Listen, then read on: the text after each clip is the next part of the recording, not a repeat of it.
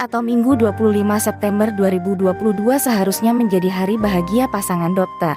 Dr. Alif Adeyani Sarjana Kedokteran dan Dr. Indah Lestari Alwi Sarjana Kedokteran. Namun, Allah punya kehendak lain.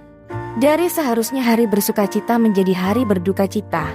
Dr. Alif Adeyani meninggal dunia Ahad kemarin. Dia meninggal pada hari di mana seharusnya dia melangsungkan akad nikah dengan gadis pujaan hatinya, Dr. Indah Lestari Alwi. Dr. Alif Adeyani meninggal dunia karena sakit dan saat dirawat di Rumah Sakit Labuang Baji, Makassar, Sulsel. Acara akad nikah dan resepsi yang rencananya digelar di Ballroom Andi Makassau, Haryono, Watampona, Patenbone, Sulsel pun batal. Keduanya merupakan alumni Fakultas Kedokteran Universitas Muhammadiyah Makassar atau UNISMU, angkatan tahun 2014.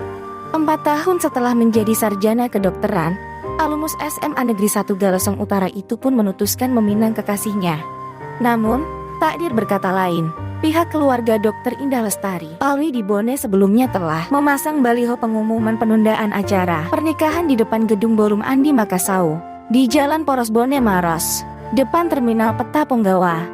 Di balik tertulis permintaan maaf acara ditunda karena calon mempelai pria sedang sakit.